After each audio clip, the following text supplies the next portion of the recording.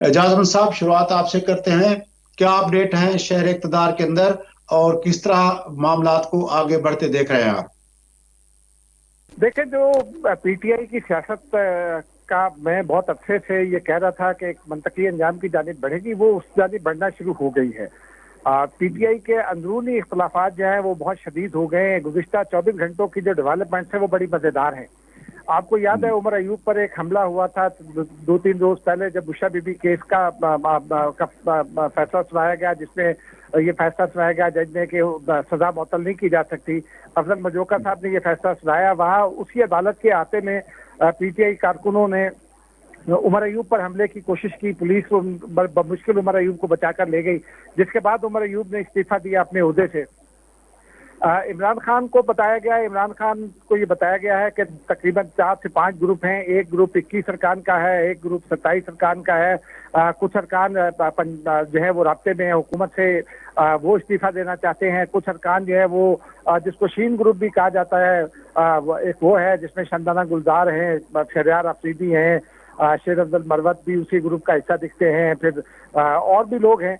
इस तरह से 4-5 ग्रुप बनते हैं। तो इमरान खान ने उसका नोटिस लिया, लेकिन अब अचानक फवाद चौधरी ने दोबारा एंट्री डाल दी है और उन्होंने पूरी जो क़यादत है मौजूदा, जिसमें बैरिस्टर गौहर हैं, उमर अयूब भी उसमें आते हैं, अली जफर आते हैं, उन सब को उन्होंने कहा ये नाअहल है और जब तक ये क़यादत में रहेंगे इमरान खान जेल में रहेंगे। हामिद खान को भी उन्होंने लपेट लिया है। तो पीटीआई जो है वो एक अपने मंतकी अंजाम की जानिब बढ़ती दिख रही है, क्योंकि जिस हाइप पर इमरान खान ले गए थे, और वहां मैंने एक दिन किसी एक बड़े आदमी से पूछा, पीटीआई के जो इमरान खान के तर्जुमानों में से भी हैं और उनसे हर दूसरे तीसरे रोज मिलते भी हैं, तो मैंने उनसे कहा था कि इमरान खान को आप समझाते नहीं है कि वो इस कदर आगे चले जाते हैं, जिसमें वो आर्मी चीफ को धमकियां देते हैं, डीजीआईएसआई को धमकियां देते हैं और बड़े अहदेदारों को धमकियां देते हैं, क्योंकि वो उन दिनों में उन्होंने धमकियां दी थी दोनों का नाम लेकर। तो उन्होंने कहा यार हम तो समझाते हैं, लेकिन खान साहब कहते हैं कि मेरा बयानिया चलता है और मेरे बयानिया की वजह से लोग आप पीटीआई के साथ हैं। वो बयानिया एक हद तक चल सकता है। अब आप देखिए ना कि इंतखाबात को इतने दिन हो गए और अभी तक पीटीआई जो है वो इमरान खान से नीचे नहीं आ सकी। आम आदमी मुश्किलात में घिर गया है। बिजली के बिल आप देखें आसमानों से बातें कर रहे हैं। महंगाई दोबारा बढ़ना शुरू हो गई है। पेट्रोल की कीमतों में कमी हो जाती है, लेकिन बिजली के रेट और फिर इजाफी सेल्स टैक्स तनख्वाहों सैलरी क्लास को मजीद अंडर बर्डन करने से वो सारा जो फायदा हो सकता है वो नुकसान में तब्दील हो रहा है। तो ये सारी चीजें पीटीआई इसके ऊपर बात ही नहीं कर रही। पीटीआई सिवाय इमरान खान की रिहाई की कोई और बात नहीं कर रही। दूसरी जो इम्पोर्टेंट फैक्टर ये हुआ है कि पीटीआई के अंदर भी एक रेजिस्टेंस थी। असद कैसर जो है वो अपनी एक अलग से दुकान चला रहे थे कि जी मौलाना फजलुर रहमान से इत्तेहाद हो जाए, और मौलाना फजलुर रहमान के कोर इत्तेहादी हैं महमूद अचकज़ई, उनसे भी इत्तेहाद हो जाए। महमूद अचकज़ई एक लिबरल का आदमी है, 5 वक्त के नमाजी जरूर है, लेकिन वो मजहबी सियासत नहीं करते। अच्छा, पीटीआई का मकसद ये है कि पीटीआई ने कबूल कर लिया है सुन्नी इत्तेहाद काउंसिल को, और वो जो कहते हैं ना कि दीन और सियासत को अलग अलग रखना चाहिए, वो इसीलिए कहते हैं क्योंकि अब दीन में सुन्नी इत्तेहाद काउंसिल जो है वो सुन्नियों की नुमाइंदा जमात अपने आप को पेश करती है, जबकि मौलाना फजलुर रहमान जो है वो देवबंद नुक्ता फिरके से या नुक्ता नजर से ताल्लुक रखते हैं और उसके इमामों में से हैं। तो अब ये सुन्नी और देवबंदों का इत्तेहाद जो है वो जरा मुश्किल हो जाता है। तो इसीलिए मौलाना फजलुर रहमान ने आज वादे कर दिया कि इससे हमारा इत्तेहाद नहीं हो सका, क्योंकि सुन्नी इत्तेहाद काउंसिल के सरबराह इत्तेहाद नहीं चाहते। लेकिन इसका एक और बड़ा फैक्टर भी है, खुद जेयूआई के अंदर बड़ी रेजिस्टेंस है, और मौलाना हैदरी ने गुज़िश्ता रोज इस बात की तस्दीक भी की है, करती है कि जो उनका वोटर है वो तस्लीम नहीं कर रहा है इस इत्तेहाद को, क्योंकि मौलाना फजलुर रहमान के खिलाफ पीटीआई ने जिस किस्म की गुफ्तगू की, फिर मौलाना फजलुर रहमान ने इमरान खान और यहूदियों के ताल्लुकात के हवाले से जिस किस्म की गुफ्तगू की, तो वो उनका वोटर अब ये कबूल ही नहीं करता कि मौलाना फजलुर रहमान उस इत्तेहाद के साथ खड़े हो जाएं। तो ऐसा लगता है कि वो हुकूमत जो चंद रोज पहले तक ऐसा लगता था कि मुश्किलात में पड़ जाएगी, मेरे अजीज हमवतन हो जाएगा, या वो हुकूमत को जाना पड़ेगा घर, तो ऐसा लगता है कि फिलहाल वो चीजें टल रही हैं और हुकूमत जो है वो उसके पांव मजबूत फुटिंग पर आ रहे हैं। फिर इसमें एक फैक्टर मौलाना फजलुर रहमान और शहबाज शरीफ की मुलाकात भी है, जिसके बाद फजलुर रहमान जो उनका जो एस्टेब्लिशमेंट मुखालिफ बयानिया था उससे थोड़ा नीचे आ जाते दिखाई दिए हैं। उन्होंने गो के नए इंतखाबात का मुतालबा कर दिया है। अब ये देखते हैं कि नए इंतखाबात के मुतालबे पर वो कितनी जान पैदा कर सकते हैं। और वो कहते हैं कि एस्टेब्लिशमेंट को यकीनी बनाया जाए कि वो इंतखाबात से दूर है। तो अब ये देखना है कि पीटीआई मौलाना फजल रहमान के पीछे इस मुतालबे पर खड़ी होती है या नहीं। लेकिन ऐसा लगता है कि अब पीटीआई और नून लीग जो है वो, माफ कीजिएगा, मौलाना फजल रहमान जो, वो जो उर्दू अच्छा, का लफ्ज है बहुत सांगी साहब का व्यू पढ़ लेते हैं। सांगी साहब वो तहां इन्हनि रिसेंट डेवलपमेंट्स के कीअं था ॾिसो पिया त हिन वक़्तु जेको पीटीआई जो अंदरूनी बहरान मौलाना ऐं पीटीआई जे बारे में बि जेको उम्मीदूं हुयूं त जेको पीटीआई खे त उन हवाले सां जेके ख़बरूं आयूं पे असद कैसर साहब जी गुफ्तगू जेका हुई ऐं उहा जेका मुलाक़ात हुई, तहां हाणे हिननि रिसेंट डेवलपमेंट्स खां पोइ मंज़रनामो कीअं था एनालाइज़ कयो?